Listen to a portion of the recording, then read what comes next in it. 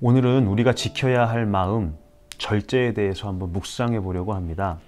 빛과 어두움이 극명하게 대비되듯 대조되는 것이 있습니다.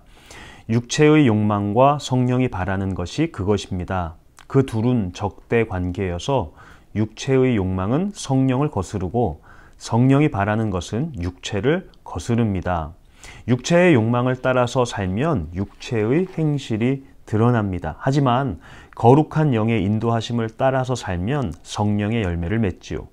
갈라디아서 5장에 소개되는 것처럼 그 성령의 열매는 사랑과 기쁨과 화평과 인내와 친절과 선함과 신실과 온유와 절제의 열매입니다. 성령의 9가지 열매를 가만 보면 첫째가 사랑입니다. 믿음, 소망, 사랑 중에서 제일은 사랑이라고 했습니다. 무엇보다 먼저 맺어야 할 열매가 있다면 사랑이지요. 논어에 애지욕기생이라는 말이 있다고 합니다. 누군가를 사랑한다는 것은 그 사람을 살게끔 하는 것이다 라는 뜻입니다. 우리가 성령을 따라 사는 사람이라면 누군가를 판단하거나 비난하는 것보다 그를 살게 하는 것이 먼저입니다. 우리 사순절을 보내죠. 예수님의 사랑이 우리를 믿음의 자리로 불렀습니다. 십자가의 사랑이 우리를 생명의 자리로 불러내셨습니다. 오늘 우리는 그 예수님을 따라서 살아가는데 사랑하는 삶일까요? 아니면 누군가를 비판하거나 비난하는 삶일까요? 많은 사람들이 사랑을 포기하고 비판과 비난하기를 즐겨할 때가 있는 것 같습니다. 오늘 우리가 예수님을 따라서 우리가 만나는 누군가, 우리가 마주하고 있는 자리들을 사랑하고 품을 수 있으면 어떨까 하는 생각을 해보게 됩니다. 근데 이 책은 이어서 9가지 열매의 맨 나중에 나오는 절제라는 열매에 대해서 설명해 줍니다. 9가지 열매 중에 맨 나중에 나오는 열매는 절제입니다.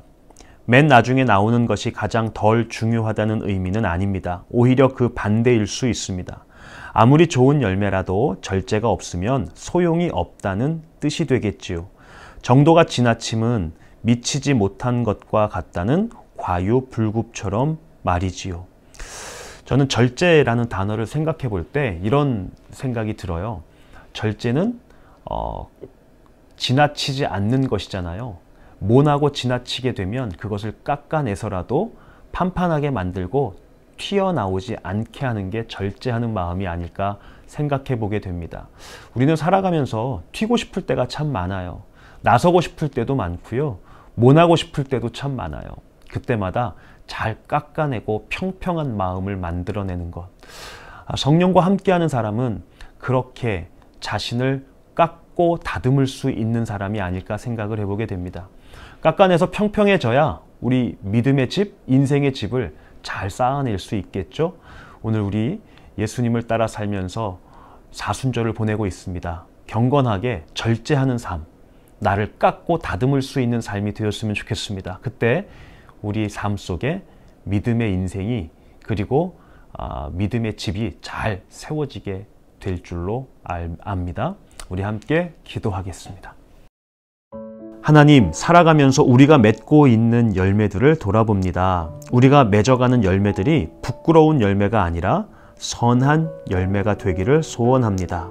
사랑으로 시작하게 하시되 절제로 마치게 하셔서 우리의 삶 속에 잃는 것 없게 하시고 우리의 삶 위에 믿음의 집을 잘 세워갈 수 있도록 인도하여 주옵소서.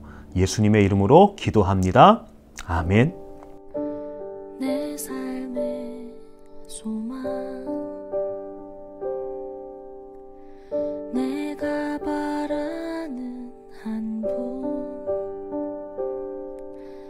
예수 닮기를 내가 원하네.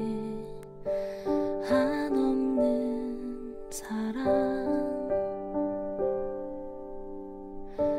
풍성한 긍휼, 예수 닮기를 내가 원하네. 예수 닮기를, 예수 보기를, 예수만 높이길 내가